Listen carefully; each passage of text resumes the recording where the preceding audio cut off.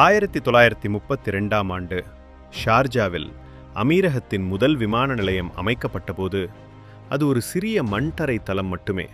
ஆனால் இன்று உலகின் ஒவ்வொரு 30 வினாடிக்கும் ஒரு விமானம் அமீரக மண்ணிலிருந்து மேல் எழும்பி செல்கிறது.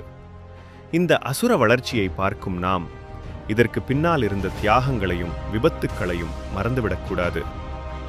ஐக்கிய அரபு அமீரகம் இன்று உலகின் அதிநவீன விமான போக்குவரத்து மையமாக திகழ்கிறது. எமிரேட்ஸ், எத்திஹாட் போன்ற நிறுவனங்கள் பாதுகாப்பில் உலகத்தையே திரும்பி பார்க்க வைக்கின்றன. ஆனால் இந்த அபரிமிதமான வளர்ச்சிக்கும் பாதுகாப்பிற்கும் பின்னால் சில வலிமிகுந்த வரலாறுகள் மறைந்துள்ளன. விமான போக்குவரத்து என்பது இரத்தத்தால் எழுதப்பட்ட விதிகளை கொண்டது என்பார்கள். ஒவ்வொரு விபத்தும் ஒரு பாடத்தை கற்றுக் கொடுத்தது. இன்று நாம் பார்க்கப் போவது கடந்த 50 ஆண்டுகளில் அமீரக மண்ணில் நிகழ்ந்த மிக முக்கியமான மற்றும் கோரமான விமான விபத்துகளை பற்றியும் அந்த விபத்துகளுக்கு பின்னால் இருந்த உண்மையான காரணங்களை பற்றியும். ஸ்டெர்லிங் ஏர்வேஸ் 294 அமீரக வரலாற்றில் மிக மோசமான வான்வழி பேரிடர் என்று சொன்னால் அது 1972 மார்ச் 14 அன்று நடந்ததுதான். டென்மார்க்கைச் சேர்ந்த ஸ்டெர்லிங் ஏர்வேஸ் விமானம் இலங்கையிலிருந்து தனது பயணத்தை தொடங்கியது. 106 பயணிகள் மற்றும் 6 ஊழியர்களுடன் டென்மார்க் நோக்கி சென்ற அந்த விமானம் எரிபொருள் நிரப்புவதற்காக ஷார்ஜா விமான நிலையத்திற்கு திரும்பியது. அன்றைய காலகட்டத்தில் நவீன ரேடார் வசதிகள் இவ்வளவு மேம்படவில்லை. விமானிகள் தவறான பாதையை தேர்ந்தெடுத்ததால் விமானம் ஷார்ஜாவிற்கு மிக அருகில் இருந்த கல்பா மலைப்பகுதியில் மோதியது. இதில் பயணம் செய்த 112 பேரும் சம்பவ இடத்திலேயே பலியானார்கள். வழிநடத்துதலில் ஏற்பட்ட தவறு ஒரு மிகப்பெரிய விபத்திற்கு வித்திட்டது. இதுவே இன்று வரை அமீரகத்தில் நடந்த அதிக உயிரிழப்பு கொண்ட விபத்தாகும். இதன் விளைவாகவே மலைப்பகுதிகளில் விமானங்களை வழிநடத்தும் கிரவுண்ட் பிராக்சிமிட்டி வார்னிங் சிஸ்டம் போன்ற தொழில்நுட்பங்களின் அவசியம் உணரப்பட்டது. கல்ஃப் ஏர் 771 விமான கோளாறுகளையும் தாண்டி மனிதனின் வன்மம் ஒரு விமானத்தை எப்படி சிதைக்கும் என்பதற்கு 1983 செப்டம்பர் 23 அன்று நடந்த கல்ஃப் ஏர் விபத்து ஒரு உதாரணம். கராச்சியிலிருந்து அபுதாபிக்கு வந்து கொண்டிருந்த கல்ஃப் ஏர் விமானம் 771 துபாயின் ஜபல் அலி பகுதியில் பறந்து கொண்டிருந்த போது திடீரென ரேடாரிலிருந்து மறைந்தது. அதில் பயணம் செய்தவர்களில் பெரும்பாலானோர் வளைகுடா நாடுகளில் பணிபுரிந்த தொழிலாளர்கள். விமானம் ஜபல் அலிக்கு மேலே 10,000 அடி உயரத்தில் பறந்தபோது விமானம் வெடித்து சிதறி பாலைவனத்தில் விழுந்தது. இறந்தவர்களின் உடல்கள் கூட முழுமையாக கிடைக்கவில்லை. விசாரணையில் ஒரு அதிர்ச்சி காத்திருந்தது. விமானத்தின் சரக்கு பெட்டியில் வைக்கப்பட்டிருந்த வெடிகுண்டு வெடித்ததே இந்த விபத்திற்கு காரணம். இதில் பயணம் செய்த 112 பேரும் உயிரிழந்தனர். அபு நிடால் என்ற பயங்கரவாத அமைப்பின் சதியால் இந்த துயரம் நிகழ்ந்தது. விசாரணையில் தெரிய வந்தது. இந்த சம்பவம் சர்வதேச விமான போக்குவரத்து பாதுகாப்பையே மாற்றி அமைத்தது. பயணிகளின் பைகளை மட்டும் ஏற்றிவிட்டு பயணிகள் வராமல் இருந்தால் அந்த பையை இறக்க வேண்டும் என்ற விதிமுறை இந்த விபத்திற்கு பிறகுதான் உலகெங்கும் தீவிரமாக்கப்பட்டது. பின்பு அமீரக விமான நிலையங்களில் பாதுகாப்பு சோதனைகள் மிக கடுமையாக்கப்பட்டன. கிஷ் ஏர் 7170 பிப்ரவரி 10, 2004 ஐக்கிய அரபு அமீரகத்தின் ஷார்ஜா நகரம் எப்போதும் போல பரபரப்பாக இயங்கிக் கொண்டிருந்த காலை வேளையது. ஆனால் அன்று காலை 11:40 வானில் நிகழ்ந்த ஒரு விபரீதம் ஷார்ஜாவின் வரலாற்றில் ஒரு கருப்பு தினமாக மாறும் என்று யாரும் எதிர்பார்க்கவில்லை. ஈரானின் கிஷ் தீவிலிருந்து ஷார்ஜா நோக்கி வந்து கொண்டிருந்த கிஷ் ஏர் 7170 ஈரானுக்கு சொந்தமான கிஷ் ஏர் நிறுவனத்தின் போக்கர் 50 ரக விமானம் அது. அன்றைய தினம் அந்த விமானத்தில் 40 பயணிகளும் 6 ஊழியர்களும் இருந்தனர். பயணிகளில் பெரும்பாலானோர் விசா மாற்றத்திற்காக ஈரானுக்கு சென்று திரும்பிக் கொண்டிருந்த தொழிலாளர்கள். ஷார்ஜா சர்வதேச விமான நிலையத்தின் ஓடுதளம் 12 தரையிறங்குவதற்கு விமானம் தயாரானது. வானிலை சீராகவே இருந்தது. கட்டுப்பாட்டு அறையிலிருந்து தரையிறங்குவதற்கான அனுமதியும் வழங்கப்பட்டது. ஆனால் ஓடுதளத்திலிருந்து வெறும் 2.5 மைல் தொலைவில் இருந்தபோது அந்த பயங்கரம் நிகழ்ந்தது. விமானம் திடீரென இடதுபுறமாக சரிந்து கட்டுப்பாட்டை இழந்து தலைகீழாக மாறி ஷார்ஜாவின் அல் அசூஸ் குடியிருப்பு பகுதிக்கு அருகில் இருந்த வெற்று நிலத்தில் விழுந்து நொறுங்கி தீப்பற்றியது.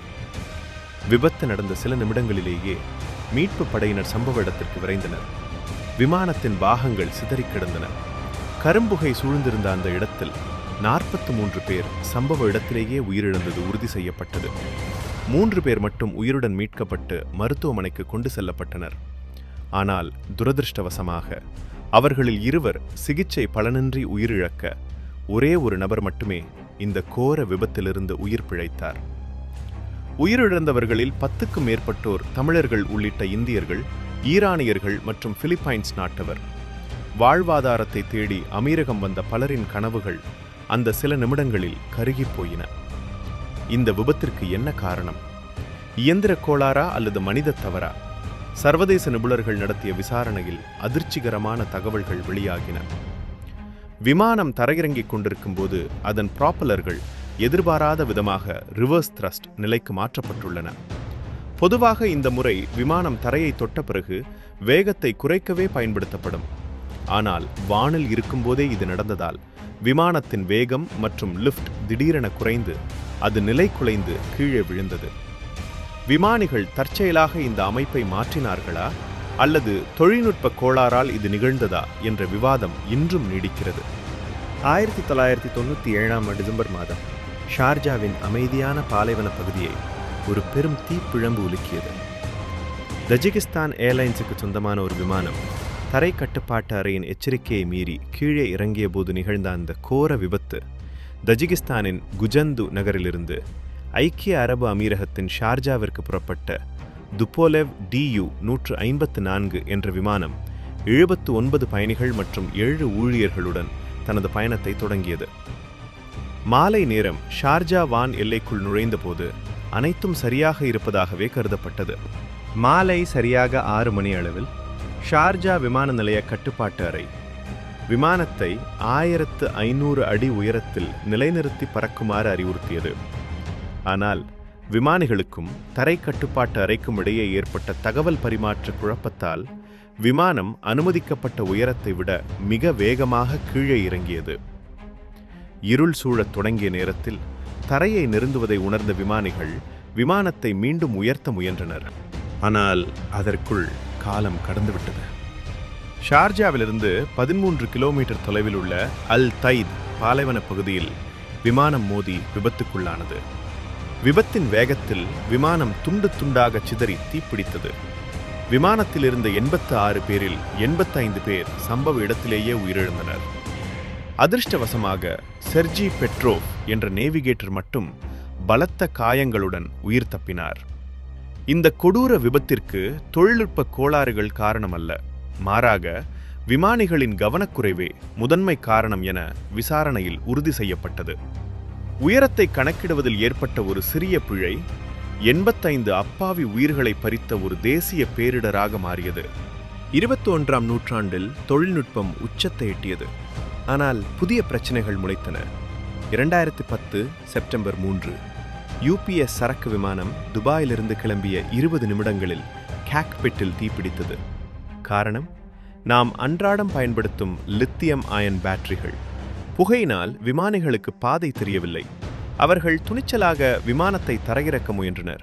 ஆனால் அது ஒரு இராணுவ முகாம் அருகே விழுந்தது. இதில் 2 விமானிகளும் வீரமரணமடைந்தனர்.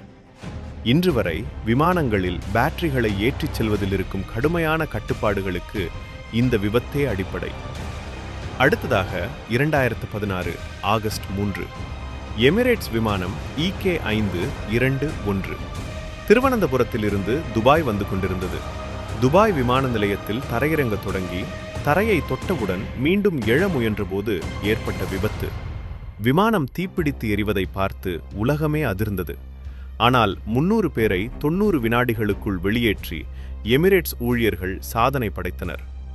இந்த விபத்தில் உயிர் தியாகம் செய்த தீயணைப்பு வீரர் ஜாசிம் அல் பலூஷி அமீரகத்தின் உண்மையான ஹீரோவாக இன்றும் போற்றப்படுகிறார். இன்று நாம் பார்த்த விபத்துகள் அனைத்தும் நமக்கு ஒரு செய்தியை சொல்கின்றன.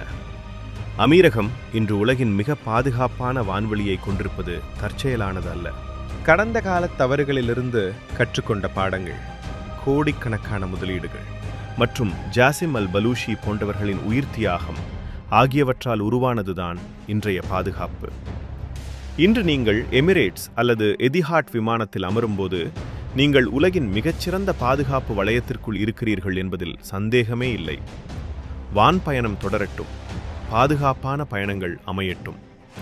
இந்த வீடியோ உங்களுக்கு பிடித்திருந்தால் மறக்காமல் உங்கள் நண்பர்களுக்கும் பகிருங்கள்.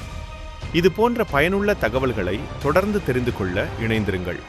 இது உங்கள் வணக்கம் துபாய். நன்றி, வணக்கம்.